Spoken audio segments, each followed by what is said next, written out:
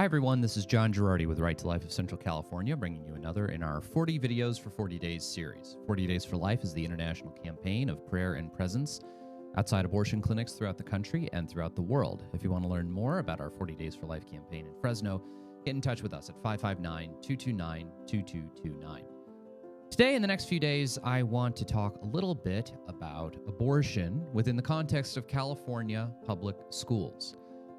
This is an ongoing problem whereby the extreme pro-choice character of our state legislature, the very pro-choice character of a lot of the teachers' unions and teachers' unions officials who help craft and dictate policy and curriculum throughout the California public schools, and California's really bad laws allowing minors to get abortions without parental knowledge or consent all kind of meld together.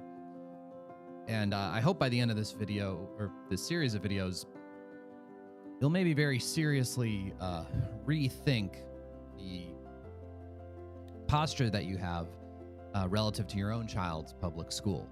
The posture you take as regards having your kids participate in sex ed classes and the way in which you monitor your kids.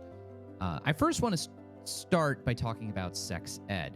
In 2015, the state of California passed a couple of state laws sort of revamping California's sex ed program.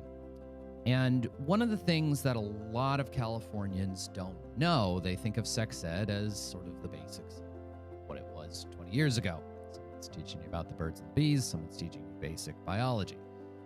Now, here's the problem. The way that sex ed has been revamped in California, it has been revamped in order to include a lot of very left-wing, socially liberal values. And one of the things that is required, not suggested, not something that will be done in Fresno Unified but won't be done in Clovis Unified, something that might be done at this school but not at this school, required for all public schools in California, is educating children about all of their birth control rights, all of their birth control options, all legally available birth control options, including abortion. So the state of California positively requires California public schools in the sex ed program to teach kids in that program about abortion.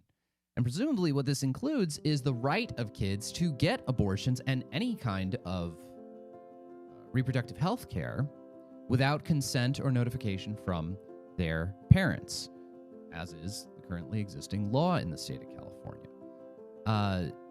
For this reason, anytime I talk with parents, a lot of parents feel awkward about not having their kids in a sex ed class. I've always heard, even when I was a kid and throughout, oh, they don't want to be made fun of because their parents yanked them out of sex ed. Yank your kids out of public school sex ed.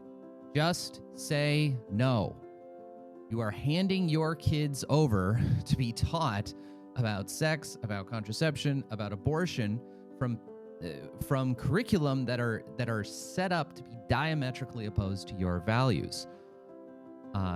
Furthermore, many major school districts throughout the state, including Los Angeles Unified, which has 10% of all the school kids in California, and Fresno Unified right here, use Planned Parenthood as an outside vendor to teach kids certain aspects of the sex ed curriculum.